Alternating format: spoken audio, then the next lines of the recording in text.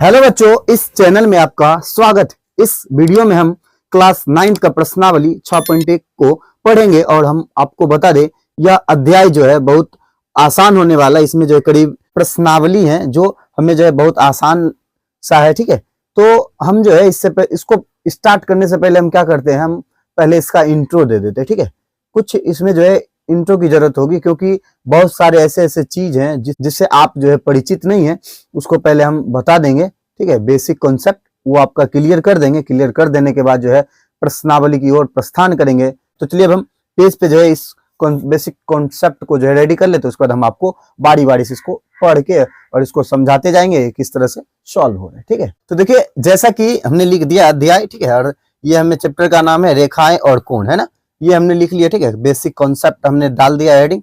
हम आपको जो है बारी बारी से समझाते आते हैं। तो पहला हमारा यहाँ जो है टॉपिक बनता है बिंदु। ठीक है, बिंदु देखिए हमने लिखा है इसकी लंबाई और चौड़ाई नहीं होती। बिंदु देखिए क्या है, तो हम मानिए हम ऐसे करके दे दे तो ये हमारा जो है बिंदु हो गया। ना ये लंबा है ना ये चौड़ा है, ये जो है एक जो है मतलब पॉइंट है और इसमें कुछ गतिविधियां नहीं। ठीक है, तो उसके बाद देखिए दूसरा है रेखा। ठीक है, हमने उसके बारे में लिखा या दोनों ओर अनंत तक फैली होती है। ठीक है, रेखा जो है दोनों ओर जो है अनंत तक फैली होती है। माने कुछ इस प्रकार का, जैसे हम इसका चित्र बनाने का प्रयास करें तो देखिए ये ऐसे। ठीक है, तो यानी ये जो एरो दिखा रहा है ना, इस तरफ भी ये बढ़ेगा और ये इधर का एरो जो है इस तरफ भी बढ़ेगा। यानी यही बता रहा है कि क्या ये जो है अनंत तक जाएगी। उसके बाद देखिए किरण है इसमें। ठीक है, तो किरण के बारे में हमने क्या लिखा, किरण यह ज्यामिति है, आकृति है जिसकी एक प्रारंभिक बिंदु होती है और वह एक ही दिशा में अनंत तक जाती है। कह रहा है किरण का जो है एक प्रारंभिक बिंदु होता है और ये जो है एक ही दिशा में जो है अनंत तक जाती है। यानी अनंत एक दिशा में हमने मानिए इस तरफ जो है इस दिशा को मोड़ा। ठीक है, तो इधर जो एरो लगा देंगे। एरो क्या दर्शाता है, तो अभी तुरंत हमने बताया अनंत को दर्शाता है, यानी ये बहुत दूर जा सकता है। ठीक है, उसके बाद देखिए रेखाखंड वह ज्यामितीय आकृति है जिसकी दोनों सिरे निश्चित यानी स्थिर, ठीक है, होती है और जिसकी लंबाई निश्चित होती है। रेखा का जो है लंबाई भी निश्चित होता है। ठीक है, और इसका दोनों सिरा भी निश्चित होता है, यानी लंबाई मानिए ना। रेखा और खंड यानी रेखा ये है ना, इस रेखा का कोई एक खंड यानी कोई भाग। ठीक है, तो मानिए हमने एक रेखा ले लिया, तो क्या कह रहा है इसकी जो है लंबाई निश्चित होती है। तो हमने मानिए यहाँ पे डाल दिया, ये निश्चित दर्शा दिया। ठीक है, ना ये आगे ना पीछे, कहीं हम इसको बढ़ा नहीं सकते। ठीक है, तो चलिए हमने जो है रेखा के बारे में तो समझ लिया। इसमें दूसरा भी कॉन्सेप्ट है क्या, तो कोण है। ठीक है, दूसरा भी टॉपिक दिया हुआ है कोण। तो कोण के बारे में जो है, कोण जो है बहुत सारे हैं इसमें, उसको हम जो है पहले विस्तार से पढ़ेंगे। ठीक है, हम पहले क्या करते हैं उसको पेज पे रेडी कर लेते हैं। तो देखिए हमने जो है कोण के बारे में भी लिखा। ठीक है, तो हमने जो है यहाँ उदाहरण के तौर पे जो है क्या किया है, ए रेखा और बी रेखा किया है। ठीक है, और ये जो जहाँ पे दोनों कट हो रहा है ना, दोनों जहां से निकल रहा है, ये तो हमने बताया ये हमारा बिंदु है। ठीक है, सॉरी ये हमारा किरण जो निकल रहा है, इस किरण को हमने ए और इस किरण को हमने बी कर लिया। ठीक, तो देखिए हम आपको बता दें कि ये जो किरण जा रही है ना इस तरह से, इसको हम क्या कहते हैं, तो कोण की भुजा। ठीक है, ये देखिए इसको हम भुजा कहेंगे। ठीक है, ये जो है हमारा शीर्ष होता है, ये बिंदु जो है इसको हम कोण की भाषा में जो है अगर इसको और जोड़ दे तो ये हमारा जो है शीर्ष कहलाएगा। ऊपर भी अगर होगा तो ऊपर भी, यहाँ भी। ठीक है, इस तरह से हमारा शीर्ष कहलाएगा। ये हमारे लिए कुछ मूल्यवान नहीं है, हमने ऐसे आपको क्लियर करने के लिए समझा दिया। ठीक है, तो उसके बाद देखिए इसमें जो कुछ जो है कोण के बारे में कहते चर्चा करेंगे। इसमें जो करीब हम 10 ऐसे कोण के बारे में चर्चा करेंगे, लेकिन उसमें से जो है महत्वपूर्ण जो है 4-5 ऐसे ही है। ठीक है, जो हमें जो है इस मतलब क्लास में जो हमें बहुत जरूरी पड़ेगा। तो चलिए हम पहला हमारा टॉपिक है समकोण, हमने लिखा है। ठीक है, तो हमने क्या बताया, 90 डिग्री के कोण को समकोण कहते हैं। ठीक है, 90 डिग्री का कोण जो बनाएगा ना उसको हम समकोण कहेंगे। तो ये कैसा होता है, एक जो है आधार होता है, ये इस पे जो एक रेखा लंबवत होती है। ठीक है, इन दोनों के बीच का जो है 90 डिग्री का गैप होता है। ठीक है, तो इसी को हम क्या कहते हैं, तो समकोण कहते हैं। ठीक है, उसके बाद देखिए दूसरा क्या है, न्यून कोण। तो हमने क्या लिखा है, 90 डिग्री से छोटे कोण को न्यून कोण कहते हैं। 90 डिग्री से छोटा, 90 डिग्री देखिए ये रहा हमारा, तो 90 से छोटा, तो 90 हमारा इधर है तो सीधा है, तो यानी इससे जरा सा भी जो है डाउन रहेगा तो उसको हम क्या कहेंगे, तो न्यून कोण कहेंगे। तो चलिए इसका हम फिगर ड्रॉ कर ले। मानिए हमने जो ऐसे बनाया, ठीक है, इसको हमने जो 60 लिख दिया, ठीक है, 60 डिग्री। तो ये हमारा क्या हुआ, तो ये हमारा जो है 90 से कम हुआ, क्योंकि 90 अगर होता तो ऐसा होता, ठीक है, ये सीधी लाइन।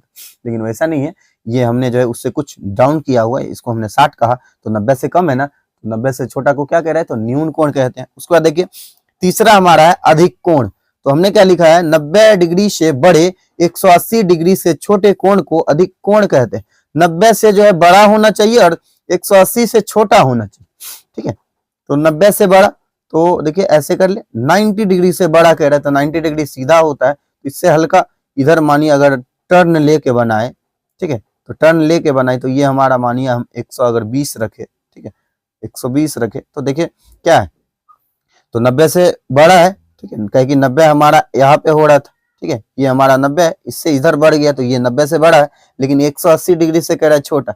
तो हम 180 अगर आपको समझना है तो ये हमारा जो है कुछ इस प्रकार का 180 डिग्री होता है, सीधी लाइन, ठीक है, स्ट्रेट लाइन जो है ये हमें 180 डिग्री को दर्शाता है। तो देखिए इससे जो क्या है, तो उसके ऊपर है ना, यही हमें बता रहा है कि ये क्या है, तो अधिक कोण, ये हमारा अधिक कोण है। उसके बाद देखिए चौथा टॉपिक क्या है कि सरल कोण या ऋजु कोण। हमने लिखा है कि 180 के कोण को सरल कोण कहते हैं। अभी तुरंत हमने बताया कि 180 डिग्री कैसा होता है, तो एक सीधी रेखा सरल कोण कह रहे हैं, ये आसान सी है, ठीक है, ये आसान है। तो कुछ इस प्रकार का ये हमारा क्या है, तो सरल कोण या ऋजु कोण भी कहेंगे, इसको याद रख लीजिएगा, उसको हम 180 डिग्री कहते हैं। उसके बाद चलिए हम नेक्स्ट टॉपिक को देखते हैं।